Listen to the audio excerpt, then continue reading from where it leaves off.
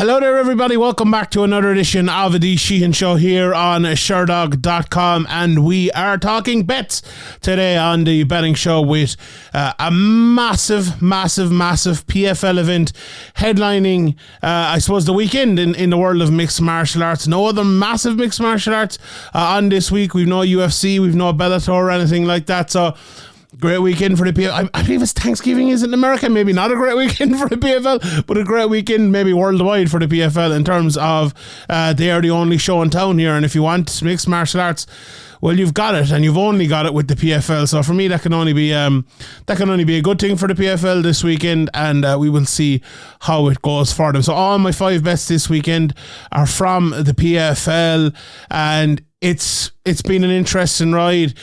This is kind of, I suppose, my preview show for that as well. I've previewed every other show for the PFL this year, so I said I might as well come on with this one with the kind of the betting / preview show on it. I'll talk about my obviously my top 5 bets here. My top 4, my flyer bet as well, which is not so much a flyer bet this week, but we will get to that anyway.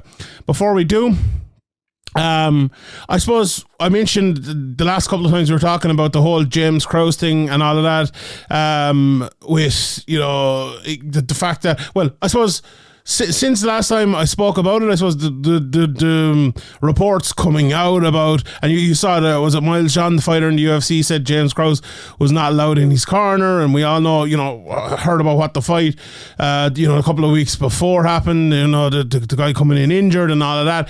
It's very, very interesting. I still think we're at a stage now where it's kind of all being decided. It's all being kind of, I'm sure an answer will come very, very soon. You would hope so anyway, for everyone covering the sport, for the people involved in it in terms of the fighters, the coaches, the promotions and all of that, because having something like this hanging over you is not really good. But the one thing I will say about it, it looks good and it looks bad, right? I think it looks good because it was very quickly seen and the questions were asked. So I think we'll forget about whether anyone's guilty or whatever for a second, but very, very quickly I think questions were asked about an incident that happened, or a perceived incident that happened. And that can only be good. The other side of it is people are now thinking, did a perceived incident happen? And that's not good. So I think it's, as I said, very, very important that this gets dealt with very, very quickly in terms of finding the results, finding what actually happened, finding the truth of it all. After that, I don't know what's next. We'll talk about that, I suppose, when it happens. But yeah, definitely look, betting is it's really taken over mixed martial arts in the last while. As I spoke about it before, someone from this side of the world, betting has been pervasive in lots of different sports for years and years and years. But with obviously betting becoming more legal in more different places in the States, it's becoming more of a thing as well. And this is something obviously that's popping up. So very interesting times ahead. As I said, I will attempt to keep covering it here. When there's any update, I will talk about that update as well. Last week, from the 4 first bets, 3 out of 4, not bad. The flyer didn't hit, Bibiano Fernandez didn't hit, but the other 3 bets, I put them all up on Twitter, the ones that hit. Really, really great week last week, so we'll keep going again and hopefully get some more going here. There's one stinker of a week there. Was it the UFC 279, 280 card? One of the pay-per-views and an absolute stinker of a week. But other than that, over the last 5-6 weeks, it's been very, very good in the betting show. So I hope you're all betting well, betting the right things. And I think this week we have a few good things going, because I've watched a lot of these fights. I don't think anyone has probably covered the PFL this season as much as me. So maybe that's a good thing, or maybe it's a bad thing. We'll find out next week. Bet responsibly. Please bet responsibly. Don't bet more than you can. Take it easy this weekend and enjoy the fights while betting with them. So let's get into it. First bet. And look, this first bet is my hardest bet of the weekend, because it is a bet that... So my first bet I'm going for, I'll just say straight out, Bubba Jenkins plus 148 against Brendan Loughnanbe. And I say plus 148 because that is the most important thing why I'm betting on this. If you were to give me Loughnanbe and Jenkins at plus 100, I would be torn. I'd probably go Loughnanbe at plus 100. If you give me Loughnanbe plus 148, I go Loughnanbe. If you give me Jenkins a plus 148, I bet Jenkins. That's the sort of fight this is, in my opinion. This is an absolute pick'em fight. And if the bookies want to give you a better price than one person, take it. Now, whatever it might be, the reason I look at the fight, maybe I think just that Brendan Loughnanbe is going to win this fight if it was given to me straight up, but it's not. So they've kind of made their mind up here. I know there's probably a lot of people out there thinking who's going to win this fight, is it going to be close?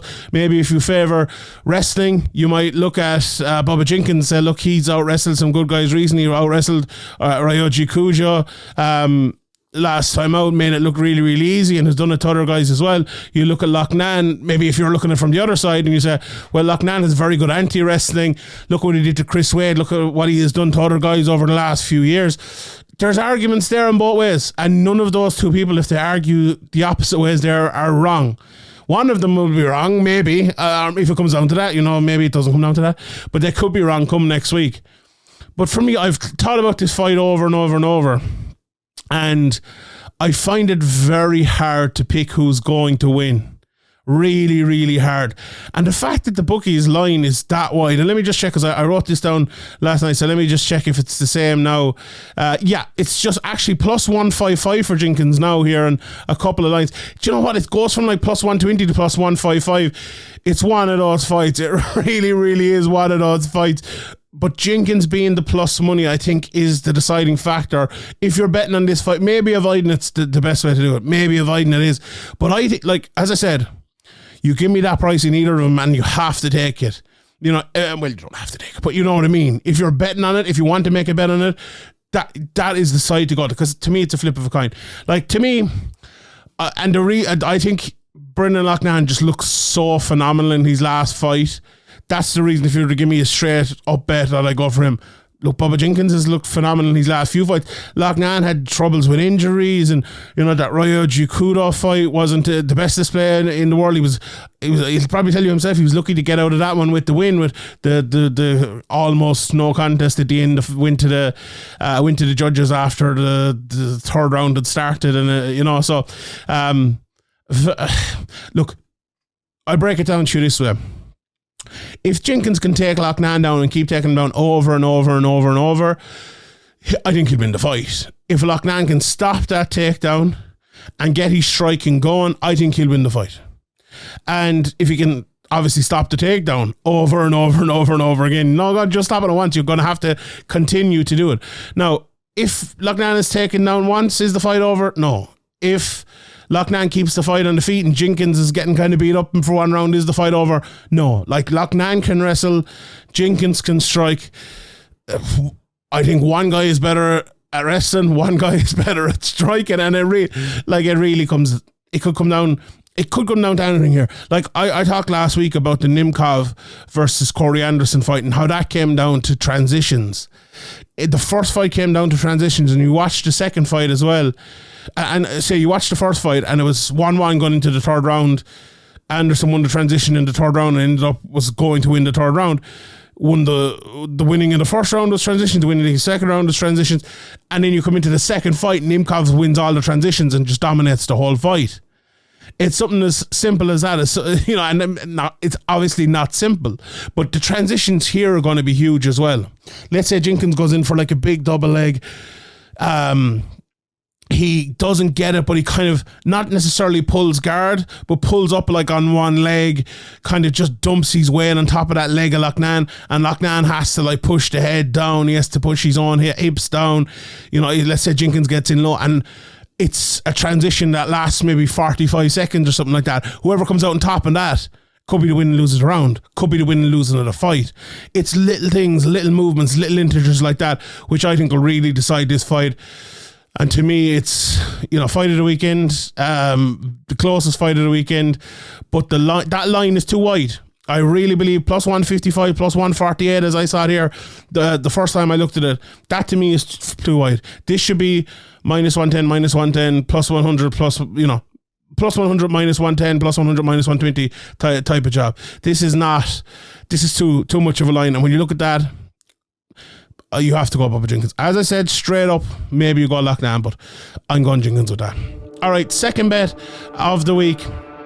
I am going for a bit of a longer one this time. I'm going for Ante Delija at minus 240. Let me just check that price again just to make sure it's 100% correct. Yeah, minus 240 for Ante Delija is just around that right now. It's, you can get minus 230 if you look some places, but not anything better than that. He's fighting Matheus Scheffel, who is one of those guys. If anyone's listening to me talking about Scheffel over the last while, I suppose I went from one opinion on him to another opinion on him very, very quickly. When he fought Ante Delija in that first fight this year, and obviously, he's going to be favoured again coming in, but when he fought him in that first fight of the year, I was like, this guy took one punch, he's kind of gone down. Not that he went down easy, but he's not exactly the level of, or doesn't exactly have the level of chin, of adversity building, I suppose, to cut it in a heavyweight division that has some good fighters like Ante Delija, like Bruno Capelozza. Then he went into the fight with Bruno Capelozza and absolutely destroyed him a few weeks later. And then I had to change my opinion on it. He goes into the fight with Juan Adams again a few weeks later and knocks him out in the third round. And you're thinking, wow, maybe he did an off day against Ante Delija. Maybe, but I watched it before the Ante Delija fight as well. He had some good wins going back. He lost in the Contender Series, but he had some good wins before that. And I didn't think he was great, if I'm being honest. But then you do that to Capelozza, you do that to Juan Adams, and you have to, I suppose, change the thinking on you. Now, Ante Delija knocked him out in the first minute of the second round the first time. And look, it was one of those fights you thought he was going to knock him on the first round. You thought the fight could end at any time. You thought Delija was just going to dominate him. And Ante Delija is a very, very, very good fighter. A very good fighter. You look at his record over the last while. Like, to have a 22-5 record with 16 finishes, only be finished... you finished 4 times, I suppose, but it's heavyweight. But at heavyweight, that's a pretty, pretty good record. Like, he's only lost to Capelozza since 2015, and then it was Marcin Tybura, who we've seen in the UFC for a long time, and it was 5 or 6 fights again before that, he lost the fight back in 2014. So he hasn't lost many. He only lost 3 fights in the last 6 to 8 years.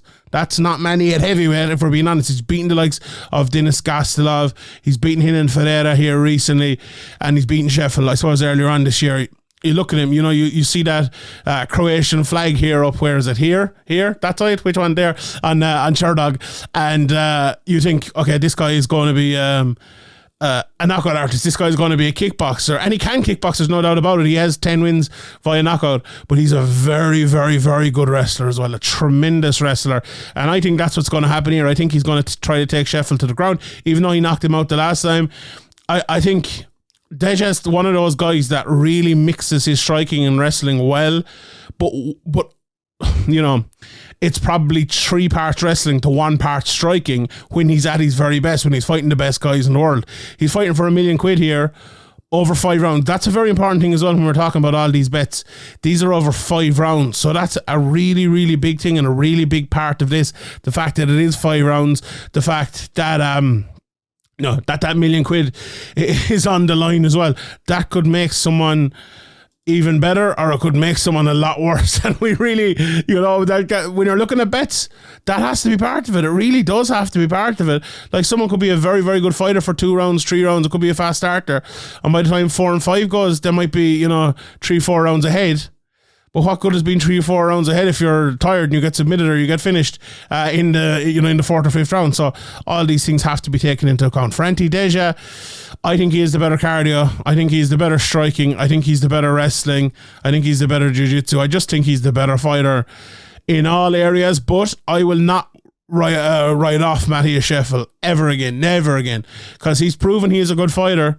He's proven he can have off days. He's proven he can get finished against Delija and against others. But in my opinion, Capelozza coming into this was the one to beat.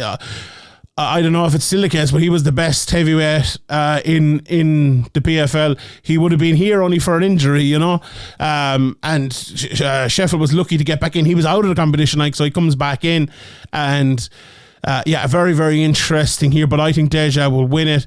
That price, look, it's minus 240. it's not the best price in the world, but I think it actually is a good price for this. You know, if this was minus 500 or something, I probably wouldn't give it. But the fact it's only minus 240, I think that's given the due respect to Scheffel. But I think Delija probably deserves a little bit more respect. I like that price, if I'm being honest. It's not the greatest price in the world in terms of the price, but in terms of the chance to win, I think it's a good price, and I think Ante Delija will win that. Next one I'm giving, and I'm moving away from the championship fights here for a second, and I'm going for Julia Budd, who's fighting Aspen Ladd, and she's plus. Let me just check here again now. Plus 185. So Julia Budd plus 185 to beat Aspen Ladd. Do you know, it's been an interesting time for both of these women, I suppose. In the last few years, Julia Budd was on such a great run in Bellator since, you know, she lost to Ronda Rousey in 2011, and then she didn't lose another fight until Chris Cyborg in 2020. You know, 9 years, and then she went on a 3-fight run after that, 2 of them in Bellator and 1 of them in the PFL. But she lost that fight to Gina Fabian, and when she lost that, you start to scroll up and look at the 39 years of age mark, and you know, she pulled out of the Kell Harrison fight, you know, she had an injury and she pulled out of that, and you're thinking, now I'm talking myself out of giving the bet here, but you're thinking, what's left for Julia Budd? Well, what's left for Julia Budd is what we're seeing here tonight, or here on Friday night or Saturday night, whenever it is. We're seeing the £1 million up for grabs, you know? That's what's left for Julia Budd. So for her to, I think she'll be in the tournament next year, but if the tournament, I think it's all up in the air kind of with PFL and with Kell Harrison and all, but to give herself a chance to be in that tournament next year, to get the big fight that she wants with Kell Harrison, I think she needs to win this fight. I really, really think she does. And you know what? I think she will win this fight. Aspen Ladd is a good fighter, but do you know what? I've never been the biggest fan of hers. Like, she lost her last, like Raquel Pennington beat her last time out. To me, Raquel Pennington's like a similar version of Julia Budd, except smaller and shorter and not as powerful. Like Norma Dumont beat her. I think a lot of Norma Dumont. But like, her only win in the last 3 years is against Yana Kunitskaya, who's one of the worst fighters in the UFC in the last few years. All due respect to Yana Kunitskaya, you know? She lost to Jermaine Durandamy as well. That was a weird one. Okay, we all know that. But what's her big win like? You know, what is her big win? Beat Tanya Evinger 5 years ago. Beat Lena Landsberg and Sajara Eubanks. Like, she doesn't have wins comparable to what Julia Budd has, like, in my opinion. Now, maybe someone will disagree with me, but like that Kaylin Young win was a very good win. The Diana Silva, she's a good fighter. Arlene Blinko's a very good fighter. Beat her twice. Beat Marloes Kuhn and beat Olga Rubin. You know, she's some good wins. Now, look, at that weight class win, especially their upper weight class as well here, it's not the easiest. It's definitely not the easiest in the world to get big names and to have a lot of big wins. But you know, at 145, Aspen Ladd, will the weight be an issue again, even though she's moving up? Julia Budd has been fighting at 145 for a good while. She'll definitely be more settled at that weight class. Look, how I see this fight going is Julia Budd just being a little bit too tall, big, maybe not necessarily powerful, but too technical. Like, I think Aspen Ladd tries to fight a technical fight, but she's, in my opinion, meeting someone more technical and longer, bigger. That to me, that doesn't bode well for her. Now, Julia Budd, as I said again, 39 years of age. Have we seen the best of her? Is the last fight, I suppose, the signs of what's to come? And if it is, look, Aspen Ladd will probably be the faster fighter here and probably win this. But I'm not ruling Julia Budd out yet. I'm not saying she's good. Gina Fabian's a good fighter as well, and she's a good striker. Like, the thing about Fabian, why she won that fight, I think, okay, maybe Julia Budd took her eye off the prize a little bit, but taller, longer, very good technical striker. Aspen Ladd is smaller, and I don't think as good a technical striker as Julia Budd, so you can kind of reverse that around there straight away. Now, maybe I'm talking myself into this, maybe I'm wrong, but when I saw that price of plus 185, I was a little bit shocked by it. I thought it'd be closer. I think Aspen is one of those fighters that's massively overrated. So if she wins this fight, the next fight you'll probably even get better value on whoever she's fighting. So we'll bet it again there. But third bet, I'm going for Julia Budd at plus 185. Right, the next bet, the division that I've probably enjoyed the most this year has been 205. Because of these two lads who are in it, Rob Wilkinson and Omari Akhmedov. And I'm going for Rob Wilkinson at minus 200. And again, I'll just check that price just to make sure it's 100% accurate. Yeah, minus... Actually, do you know what? I'm looking at one place here. He's actually into minus 188. So minus 188 you're getting for Rob Wilkinson here. Let me just adjust my notes. And that's, to me, is a very good price. But, I rather the Ante Delija one. I put it to you that way at minus 240. I wanted to pick a winner of this fight because I really think this is a more high level fight than people give it credit for. If you look back at their two, especially Akhmedov, if you look back at his record and you see in the UFC and even in PFL, lost to Jordan Young, but lost to Brad Tavares and older Chris Weidman, and Sergio Moraes and Zaleski as well in the UFC. You're probably, and Gunnar Nelson, even Gunnar Nelson, very good fighter, obviously. You're probably thinking this guy is, he's not it. He went to a draw with Vittori though, which is a good result, and he beat Ian Heinisch, and he beat Tom Breeze and Zach Cummings as well, which are some great results. But I think he's actually improved as a fighter. 35 years of age now as well. So this is, to me, he's like probably, this is where he reached his prime. Went out last time and beat Josh Silveira, who I think very, very highly of. Had beaten Victor Pesta, knocked him out very quickly before that. So it's been a great run, and I've really enjoyed his run this year in PFL. But Rob Wilkinson as well, his only two losses are to Israel Adesanya and Cyril Bahadrzada back in 2017 and the start of 2018. He beat Pesta too, beat Dylan Monte, who's been around the PFL for a long while. And he'll be coming in here with a whole world of confidence because he fights confidently, but then when the wins come with that as well, you get even more confident and more confident. Out of his 16 wins, only one have gone to a decision. So 8 KOs, 7 submissions. And you're fighting a guy who will go in there and will give you chances, I suppose. Like Akhmedov goes in and he throws his hands when he needs to throw his hands. The one interesting thing about this that I'm really not sure of, and I'm not sure how it will change the fight, but it is the 5 rounds. That was when I sat down to think about this, I was like, who will that benefit? And honestly, I leaned a small bit towards Akhmedov, but I think maybe towards him early. It could backfire from him maybe later on in the fight. I feel like Akhmedov will try to wrestle early and maybe even have long periods of clinch early in that fight in the first couple of rounds. But I think Rob Wilkinson has very good cardio. I think he'll come through it, and I'm not sure if Akhmedov will as well. Like, the thing about Rob Wilkinson is, and to go against my own point there, maybe most of his fights end very, very quickly. If you look back through his fights, let's just read them quickly. First round, second round, first round, second round, a finish in the third round, first round, a decision win, first round. He's only gone to one decision in his whole career, and he's won that fight, absolutely, but still he doesn't have that, and as I said, I'm talking myself out of the bet here, but I want to give you all the facts just so you can decide on your bet as well. I'm not telling you I'm God or anything. I'm not forcing you into doing these bets, but that's the one drawback I have. To me, I think, as I said, I think there could be long periods of clinch in this, but I think Rob Wilkinson actually has very good takedown defense. He has good takedowns of his own as well.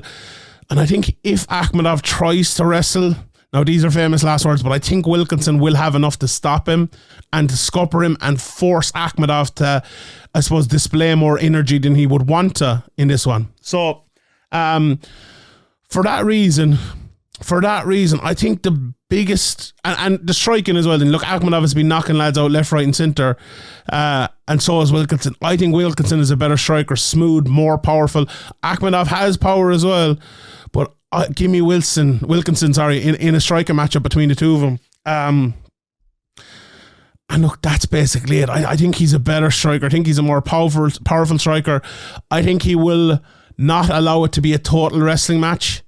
And that's the reason I think he'll win it. So let me just revise that again at -188. I think that's a pretty good price. I think it's a good price there. Right, my flyer of the week.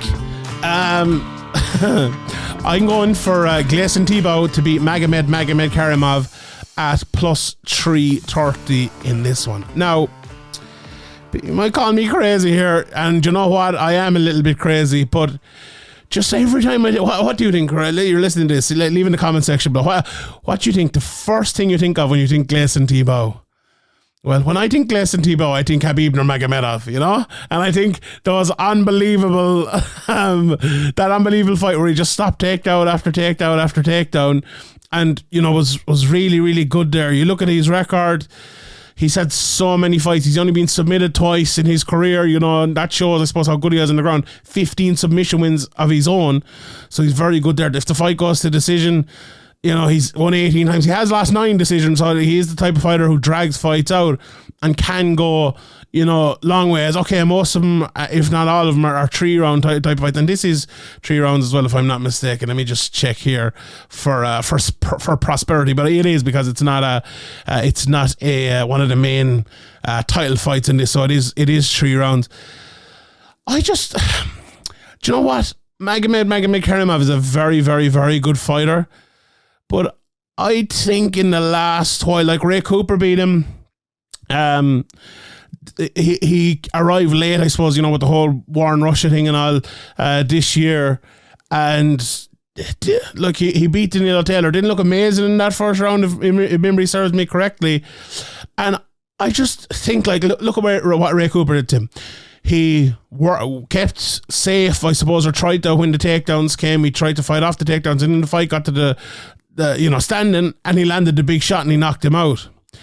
Can Tibau do that? Right? So I'm going for a flyer, and I'm going for this straight up, because look, I'm looking at the bettings here. There aren't many props out yet or anything. I'm recording this obviously a little bit earlier, but I like this just a straight up bet, because you never know with Tibau. Look, chances are, and I'm saying this is my flyer bet. This is the one. This is not, I'm not telling you to bet in this. This isn't a smart pick or anything like this. This is like, if a certain thing happens, could this happen? And like, if Tibau can stop the takedown, if he can frustrate Magomedkerimov, if he can land that big shot, can he win the fight? Now, maybe I'd give a knockout or something, and it might be +700, +800 or something like that. As I said, the bet isn't out yet. But like, the fact that he might win by submission, the fact that he might just land a few shots to win a decision, it gives you all of those possibilities. A +330 for a flyer bet of the week, I don't think that's bad. So we'll give that the flyer bet of the week. Gleison Tibau straight up. Right, I'll run you through all the bets on PFL before we go. Obviously, no other big mixed martial arts this week. I should do a World Cup betting show. Some say Brazil are going to win. I think Brazil 4-1 maybe, something like that. But yeah. So let's run through some of the prices. I'll start from the bottom and work my way up. The Dakota Decheva is fighting Katrina Cartagenes. I'll be honest, I haven't watched a lot of Katrine coming into this, but I know a lot about Dakota Decheva.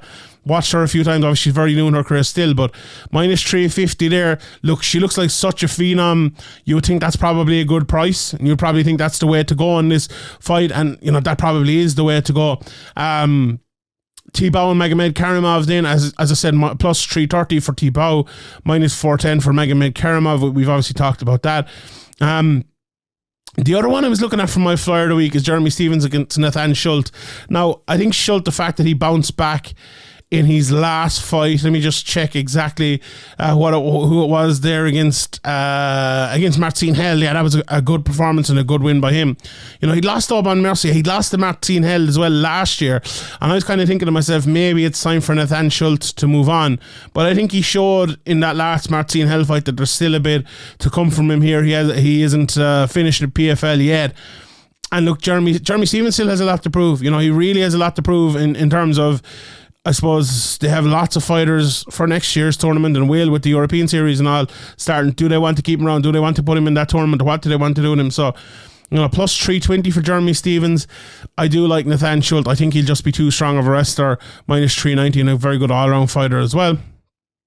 We have Aspen, Delija, Bud. So the lad price is anywhere from minus 215 up to minus 235. And Bud then is around that plus 185, plus 165 I see here. Yeah, even somewhere. As I said, I think that's a little bit big. Akhmedov and Wilkinson. The Wilkinson price going from minus 188 all the way up to minus 210. I see here in one place. Akhmedov around plus 165. You'll get him at there, plus 170 actually in one place there. Very interesting fight, Danilo Taylor against Tibau C. Look, Taylor's the underdog here, plus 135, plus 140-ish. Tibau C around minus 160. Taylor has only had one fight, did well, beat Rory McDonald pretty well, didn't expend too much energy in that, hasn't had the long season like C has and like other people has had. Will that be a benefit? Like, I think C is a very good, well-rounded fighter, can fight in different ways, can win pretty, can win ugly. And I would probably pick him to win at minus 160, but this is definitely the one I would avoid betting on. I'm just not sure on Taylor, and I think the fact that he hasn't had that long season could play a part here, but we'll wait and see. Now, Stevie Ray against Olivier Aubin-Mercier. This is such an interesting fight. Like, Aubin-Mercier has kind of just showed he's a better fighter than everyone so far this season. He really, really has. Stevie Ray has been very good. He's a bit of adversity, came back, been really good, showing his quality too. I think this minus 360 price is too much for Aubin-Mercier, plus 295 for Stevie Ray. If I was backing anyone at that price, I'd back Stevie Ray. Now, who do I win? If you give me a straight up bet, I'd probably go with Aubin-Mercier. But like, Aubin-Mercier, will he try to box with Stevie Ray for 5 rounds? Like, Stevie's a very good boxer. You know, I don't think this will be a full boxing match. I don't think it'll be a full striker match. I think we'll get bits and pieces of both realms. But I think, like, Aubin-Mercier... Stevie Ray has ways to win on the feet with his big shots, and he's ways to win on the ground as well. I don't think people understand how good Stevie Ray is at jiu-jitsu. So this is by no means an easy fight for Aubin-Mercier at all. Like, Stevie Ray is a finisher. He'll come in there. We've seen that in recent fights, and he absolutely can win this fight. As I said, if you're giving to me straight up, I think this will probably it's a great fight on paper, but I don't think it'll be a great fight in practice. I think it's probably going to be like 49-46 Aubin-Mercier, but at that price, I like Stevie Ray at that price. I like him at that price. The heavyweights, Scheffel and Delija anywhere from minus 230 up to minus 240, and in Sheffel around the plus 200 mark, plus 195, plus 205 here, even in one place. I've spoken about that, so we leave that, and also spoke a lot about Loughnanbe and Jenkins, minus 170-ish for Loughnanbe, plus 145, plus 155-ish for Loughnanbe as well, for Jenkins, sorry, minus 170 for Loughnanbe, as I said. And then the Kayla Harrison, Larissa Pacheco. Do you fancy this one? What you think? Do you fancy the Pacheco for third time lucky? You'll never know. Look, to me, Pacheco now in this fight is the best fighter at their best that Kayla Harrison has ever fought. Pacheco has looked great recently. She's a way better fighter than the last time Kayla Harrison fought her. And I don't think she'll win. I don't think she'll win. Look, it's hard. It's hard to overcome the physical, technical, mental aspects and advantages that Kayla Harrison has. She's up as far as minus 740 here in one place, around plus 450 for Larissa Pacheco. I don't think it's big enough. That gives respect to Pacheco, I think. I really think it does, but I don't think that's big enough. And I think Kayla Harrison will win that fight. Look, the only hope is that Pacheco has improved a lot. Will Harrison take it easy? Will she take her foot off the gas? She has done that recently. I know she came out in the next fight, didn't absolutely put on a destruction, but Harrison has done that. With $1 million on the line, with the title on the line, will she do that? Probably not. So I'll go with Harrison to win that, but the price isn't great. Right, let's end it there and quickly run through the bets. So Bubba Jenkins plus 148 in that pick'em fight. Just that price is too good. I'm betting on price. I'm not betting on person there. And Delija minus 240. I'm definitely betting on person and price there. I like that. Julia Budd plus 185 against Aspen. Rob Wilkinson minus 188. And the flyer of the week, Gleison Tibau at plus 3 30. Right, everyone, I will leave it there. Enjoy the PFL this week. Happy Thanksgiving to all my friends over in the States, and happy World Cup to all my friends in the United States and everywhere around the world as well. My name is Sheehan for Sherdog.com, and I'll see you all next time.